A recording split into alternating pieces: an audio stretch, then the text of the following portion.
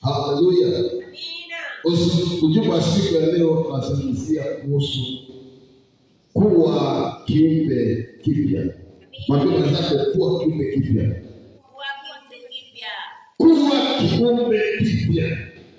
Kuwa kiumbe kipya na maisha yetu.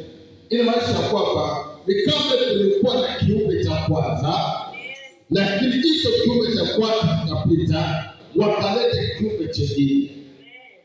Na kama ni kuwa kiumbe kipya, inamaanisha kwamba ni wewe umekuwa transformed.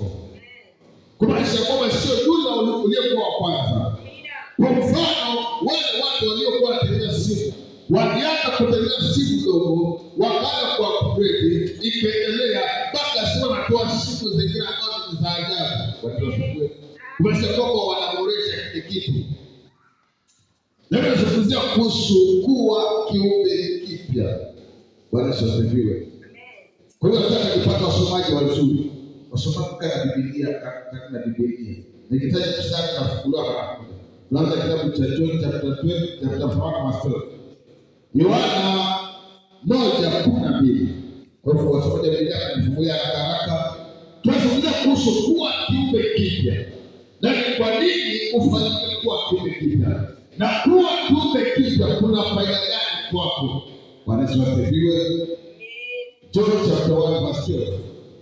Bwana tusomee. Inasema, basi wote waliompokea aliwapa uwezo wa kufanyika watoto wa Mungu. Ndio wale walioaminio jina lake. Amen. Wote waliompokea. Wale watu ambao wamempokea Yesu. Wale watu ambao wameokoka. Wao wanasema kwamba Yesu ni Bwana. Wanasema kwamba aliwapa uwezo. There's power. Aliwapa uwezo. Uwezo wa nini? Uwezo wa kufanyika wana wa Mungu. Kumaanisha kwamba pale kwanza walikuwa ni wana wa wanadamu. Lakini baada ya kupokea Yesu, amekuwa amewatoa kutoka kwa wana wa wanadamu, akaweka kuwa wana wa Mungu.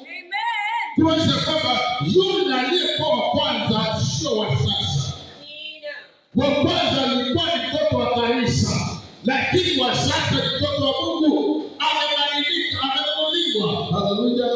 Wa kwanza alikuwa na tabia za kwao, lakini wa sasa yuko na tabia za baba yake.